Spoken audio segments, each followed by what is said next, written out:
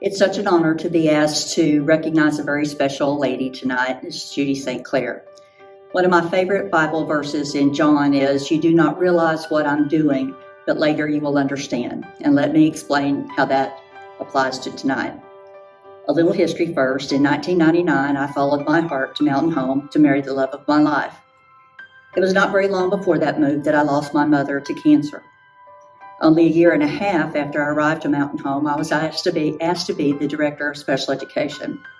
And during that transition, I had the opportunity to meet this very special, precious lady that was the actual embodiment of my mother. Both were little short ladies, okay, with the kindest of hearts, the biggest smiles, and a love for dogs who wore their glasses on a chain around their neck. She was the mother figure that I had been missing. That precious lady was my bonus mom, Miss Judy St. Clair. And I want you to know, Judy, that on this very special occasion, I am so thankful that God put you in my life. The transition was quick. I was offered directorship one week, and the next week I was your boss. Together, we molded the special ed staff into a family. Sure, our days were stressful, and there were some tears, but there was laughter, lots of laughter. Remember the time that after the end of the school year, we would have all the special ed staff over at our house. One of the biggest things about that gathering was no matter what the year, you were always asked to tell the story about when you were a special ed bus driver. You see, the biggest laughs were that Judy was very observant and had the utmost caution when she was a special ed bus driver. So much so that one day she drove all the way back to special ed with the back door open and the wheelchair lift down and didn't even know it. Thank goodness it was her last stop and nobody was on the wheelchair lift. Judy had a smile for everyone who came to the office. She protected me. When we moved from the ugly yellow building to the White House, there was a back door landing. We didn't realize that the floor sloped. There were critters under the house who would visit us occasionally. But both my office and Judy's office had a back door covered walkway. Boy, did we put that thing to good use. You see, Judy really doesn't lie very well. And Miss Nancy worked in the front office. She was our receptionist at the White House.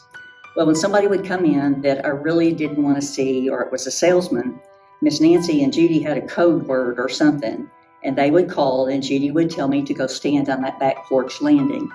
That way, she could honestly say that I wasn't in my office and she wouldn't have to lie. I never thought that I would see Judy at a loss for words. Then one time, one of our special ed staff members came to the office bragging about a bodybuilding competition that he had just won. He left his competition pictures on the desk. Miss Judy put on her glasses, took one look at the posing pictures that he did, and declared, "Oh my God, he's in his underwear." She couldn't even look at those pictures. She said she'd never be able to look at him again without thinking about him in his underwear. I want to end this tribute, Miss Judy, by telling you how thankful I am that you have been in my life. I'm so glad that I had someone to talk to every week that gave me several reasons for not quitting. I shared everything with you. The marriages, the births of my grandkids, you talking about your grandchildren that you were so proud of. Okay? But most importantly, I will never forget the night that you gathered the clericals and you came to North Little Rock on a school night to attend the visitation the night before my father's funeral. It was the first time I actually had the opportunity to cry, is when I saw you and Kelly and Sarah walk through that door. I love you guys so much for doing that just for me. It meant the world to me. That simple sacrifice of time and sleep solidified us as a family. You see, family members are people you don't need to talk to every single day. You may not talk to each other for weeks. And when you do see each other, even when we see each other at the car wash, it's like you never stop talking. There's still something every once in a while that'll bring a smile to my face that reminds me of you. Like having a Mountain Dew sitting on somebody's desk in the afternoon. Bring your dog to work day like you did with Rusty. Even getting an Excel spreadsheet nowadays reminds me of you running back and forth to that old green line ledger rather than having a computer file and typewriters. Judy never gave up her typewriter. Miss Judy, you were the fuel that kept me going. Together we did the impossible. Because of you, I never gave up on myself, and you believed in me long before I believed in myself. I hope these memories have made you smile and brought you joy, and I thank God for putting you in my life. Here's to you, sweet Judy. I love you, and congratulations on your well-deserved honor. Judy said Claire and I worked together for 25 years in special education. We had good times and sad times with our students. Most students from our class at the Resource Center continued to live in the Mountain Home area.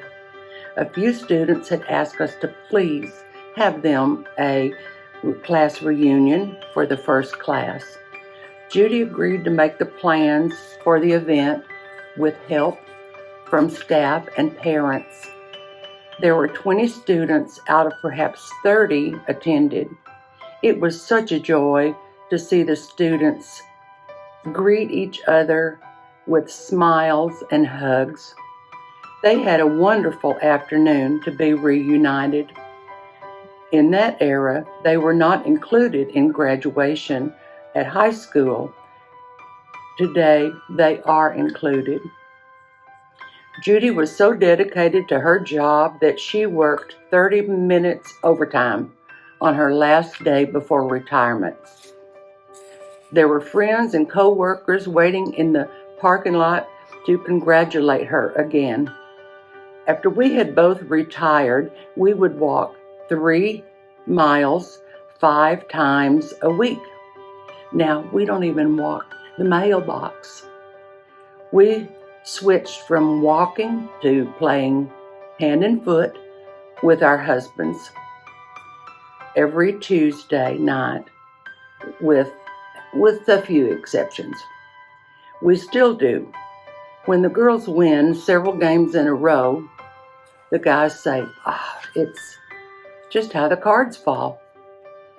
But we say, no, it is skill.